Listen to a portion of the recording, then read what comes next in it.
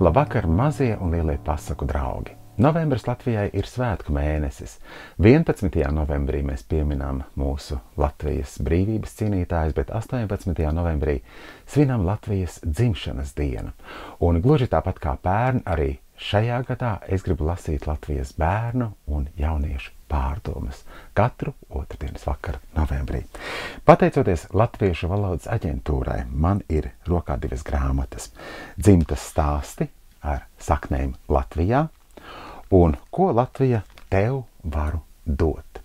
No katras šīs grāmatas katru otrdienas vakaru novembrī skanēs viens pārdomu stāsts. Un pirmo stāstu, tas jau gan ir publicēts pirms dažiem gadiem, ir rakstījis Edgars Runcis no Limbažas 1. vidusskolas. Tajā laikā viņš mācījās 11. klasē. Ko Latvija tev varu dot? Sveika, mīļā! Nu jau pagājis labs brīdis, kopš neesmu tev devis kādu ziņu. Kas jauns tavā pusē, kā klājas?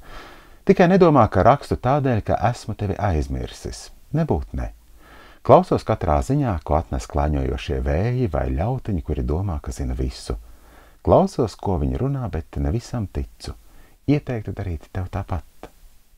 Esmu atskārtis, ka mirkļos, kad mums ir labi, mēs paceļamies spārnos.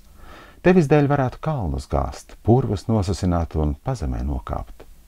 Tādos brīžos varētu dot bezgalīgi daudz, jo viss ir iespējams.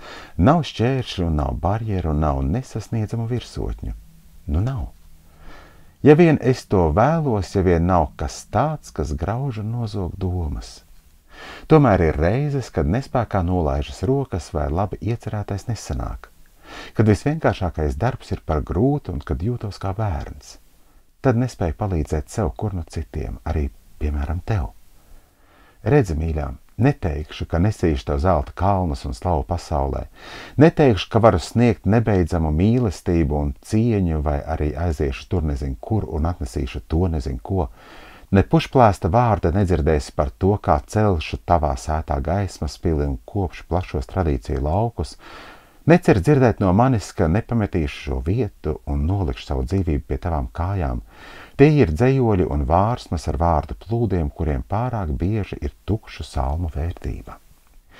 Es to visu neteikšu, jo tāpat zini, ka ja varētu un vajadzētu, tad sniegtu to visu nevilcinoties. Viss, ko varu apsolīt un atbildēt uz tevis sniegto jautājumu, ko tu man vari dot, vari ar mani rēķināties ik brīdi, kad pašam sevī nav jāuzveic 9 galvu pūķis.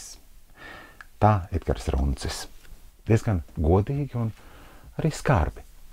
Bet tas liek katram mums padomāt par šīm iespējām, ko mēs varam dot, vai arī ikdienā dodam.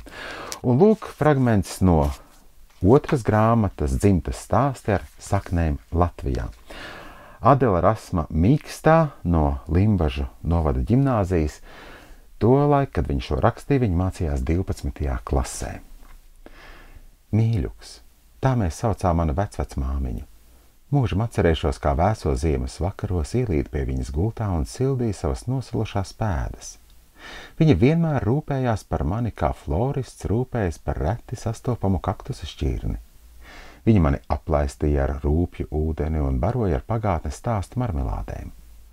Man negaršo marmelādes, bet ja ar tām cienāja mīļuks, tad labāku kārumu uz pasaules nebija iespējams atrast. Vecmāmiņa daudz stāstīja par pagātni, par savu bērnību, kur pavadīja laukumājos branči un ezernieki, par to, kā viņa kļuva par medmāsu, kā cietumā audzināja dēlu, manu vectētiņu, un palīdzēja citām jaunajām māmiņām. Vecvecmāmiņa tika apcietināta par dzimtenes nodevību un izsūtīta uz soda nometni Tomskā. Mīļuks to visu pārciet, atgriezās dzimtenē un kopā ar vīru uzcēla māju, kas nu ir mans īpašums. Idzaudzināja dēlu, kurš savukārt deva dzīvību man, manai māsai un brālim. Atceroties vecvecmāmiņas siltās un mazliet vārgās rokas, gribas atkal būt mazai, ieritināties viņas klēpī un aizmigt kādas mīļuka dziedātas tautas dziesmas pavadījumā. Žēl, ka tikai tagad novērtēju tos īsos mirkļus, kuri man ir devuši spēku dzīvei. Adela Rasma Mīkstā. Nu ko, šis otrdienas vakars un stāstījums ir teju galā. lai labs miedziņš šonakt un tiekamies jau nākamajā otrdienā. Ar labu nakti!